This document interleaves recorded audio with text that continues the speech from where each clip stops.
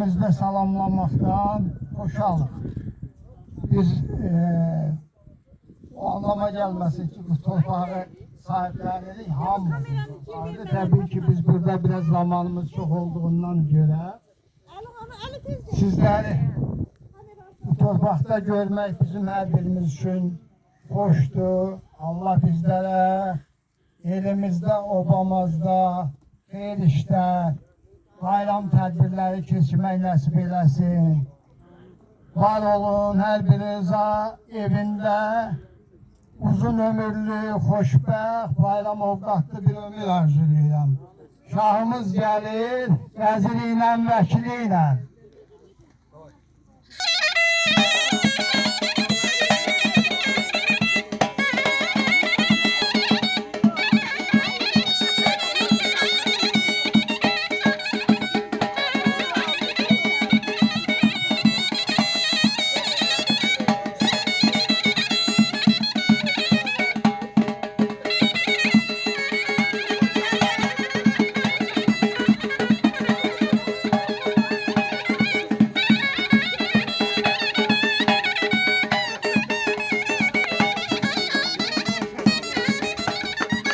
Şah buyursun.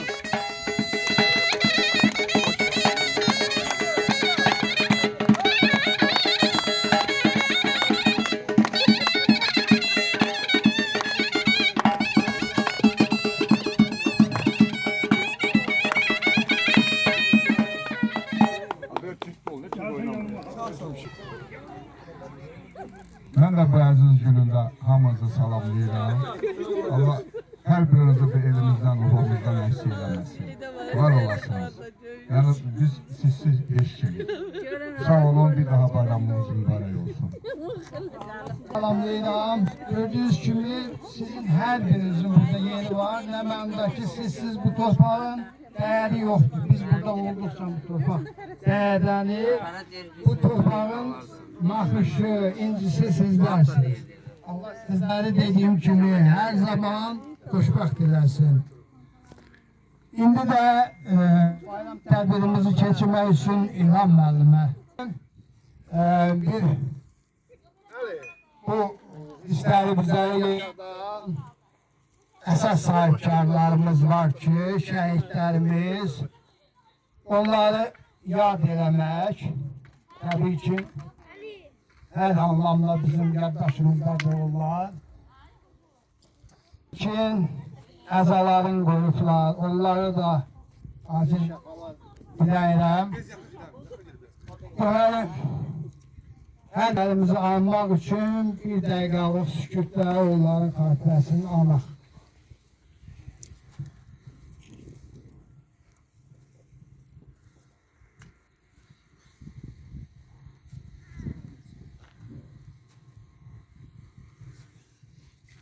Çok sağ olun, Allah şəhidlərimizə rəhmət eləsin, qazilərimizə.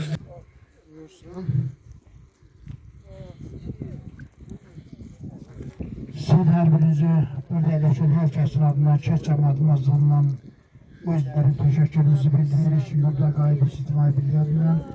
Hələlik mən musiqi sözdən xahiş edəcəm, Xonçalı xanımlarımızı dəvət edək. İnşallah bəyimiz, şahlarımız, vəzirimiz, vəkilimiz yüzükləri tutup hanımlarımıza xahiş edirik, Xonçalı hanımlarımız buyursunlar.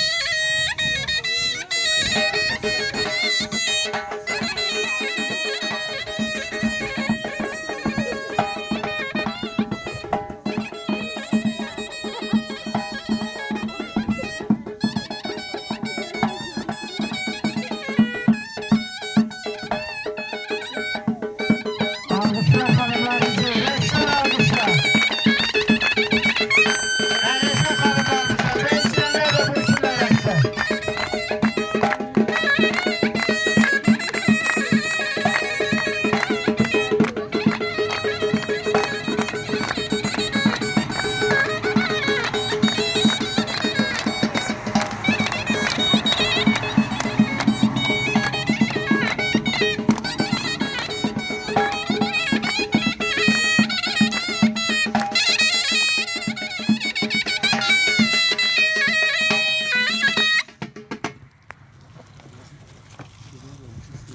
benim əzizlərim, artıq hamımıza məlumdur ki, 32 illik bir həsrətdən sonra yenidən doğulub buraya başa çatdığımız, hər torpağında, hər cığırında, hər yolunda izimiz qalan doğma kəndimizdə Novruz bayramının işinə toplaq düşür.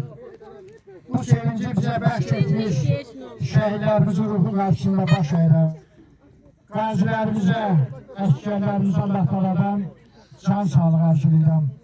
Və bugün doğrudan da Allah talada üzümə baxıb ki, bu gözəl gündə çox gözəl bir hava bizi müşahidə edir. Yeni bir hik olsun ölməz şairimiz Bəhmən Vətənoğlu'nun deyir ki, vəfasız şairin vəfalı dostu. Baharın ləzzəti bu yerlərdədir.